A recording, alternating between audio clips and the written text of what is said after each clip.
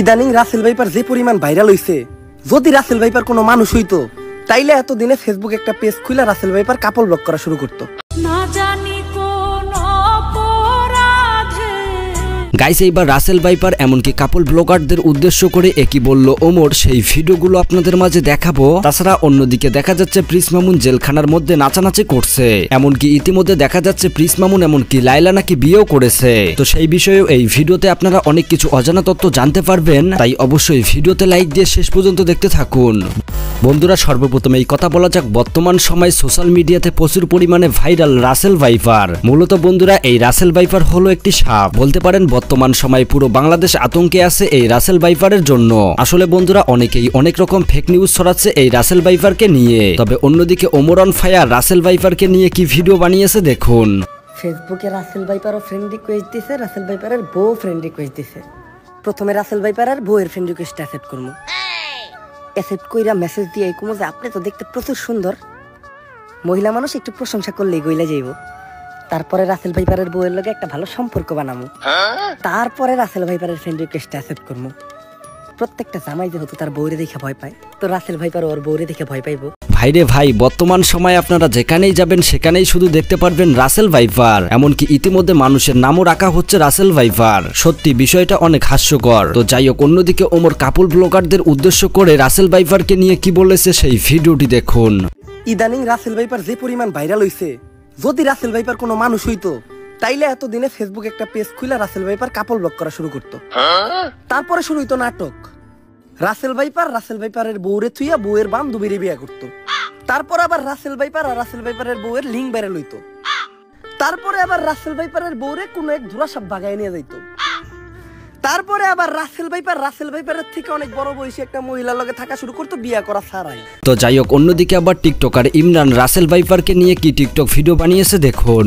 Russell viper সব শুধু বাংলাদেশে না, আমার ফেসবুকও চলে আসছে। ইতিমধ্যে 3টা ফ্রেন্ড রিকোয়েস্ট পাঠাই দিছে। এখন খুবই ভয়ে আছি, এই 3টা থেকে কতগুলো বাচ্চা হতে পারে। ভাইরে ভাই, বর্তমান সময়ে এই রাসেল ভাইপার এমন পরিমাণে ভাইরাল হয়েছে যেটা আসলে বলার মতো না। মানুষ সাপকেই ভয় পাচ্ছে, তবু আল্লাহকে ভয় পায় না। তাহলে ভাবুন বিষয়টা। তো যাই হোক, রাসেল ভাইপারকে নিয়ে আপনাদের মতামত কমেন্ট বক্সে জানাবেন। তো এইবার কথা বলা যাক ওমরের কাপল ব্লগ নিয়ে। ইতিমধ্যে ওমর কাপল ব্লগারদেরকে উদ্দেশ্য করে লাইভে এসে কাপল ব্লগারদেরকে কি বলেছে দেখুন। আর আমার ইউটিউবে সাবস্ক্রাইবার হয়ে গেল। এখন ইউটিউবে আমার সাবস্ক্রাইবার ছিল প্রায় 3 মিলিয়নের কাছাকাছি। ব্লগিং চ্যানেলে আসলো 1 মিলিয়নের কাছাকাছি। ভালো ভিডিও দাও, মানুষ অটোমেটিক ফলো করবো। ভাই, এটা কোন ধরনের কি? আমার সবচেয়ে বিষয়গুলো খারাপ লাগে, লেগে আমি এগুলোর প্রতিবাদ করি। আর আমি প্রতিবাদ করি দিকে আমি খারাপ, যার লেগা বর্তমানে টিকটকাররা কেমনে সেলিব্রিটি হয়? ভাই, টিকটকাররা কিসের জন্য সেলিব্রিটি হইব? ইউটিউবাররাও তো কোনো সেলিব্রিটি হইব না। সেলিব্রিটি কারা জানেন? সেলিব্রিটি হইলো ক্রিকেটার, নায়ক, নায়ক সাকিব খান। আমি নাকি ভিউ পাই না দেখা, এটা বেসিক্যালি অনেক ছাগল বলাবান কয়। হ্যাঁ, আমি নাকি ভিউ না পাইলে মানে ওই টিকটক বা কাপল ব্লগ নিয়ে ভিডিও বানাই, এনে ছাগল পোলাবান কয়, ছাগলে কয়। আমি জানি না কারা কয়, হ্যাঁ, এটা অনেকেই কয়। ঠিক আছে, এখন একটা কথা আমি বলি। হ্যাঁ, এই যে আমার YouTube channel Omar on fire, এই চ্যানেলে একটা ভিডিওর ভিউ যদি কেউ 2 মিলিয়নের নিচে দেখাইতে পারে, আমি আমার ক্যারিয়ার বাদ দিয়ে দিব। বন্ধুরা, ইতিমধ্যে ওমরের কাপল ব্লগ প্রতিবাদমূলক ভিডিওটি নিয়ে অনেকেই অনেক রকম কথা বলছে। ওমর নাকি ভিউয়ের জন্য এইসব ভিডিও করছে, এমনটাই বলছে টিকটকার এই ফারান। মিস্টার বিস্ট বিশ্বের নাম্বার 1 ইউটিউবার, যার মাসিক আয় 120 থেকে 130 কোটি ডলার। সে আজ পর্যন্ত নিজেকে ব্র্যান্ড বলে দাবি করেনি।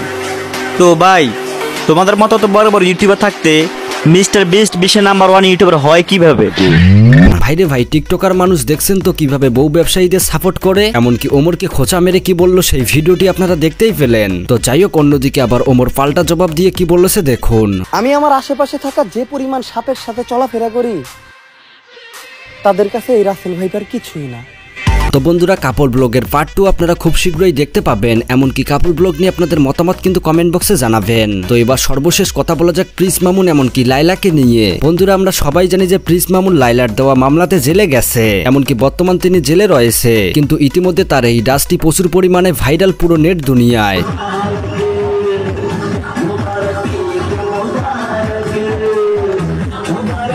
বন্ধুরা সবাই বলছে প্রিন্স মামুন নাকি জেল থেকে বের হয়ে এই ডাস্টটি করেছে।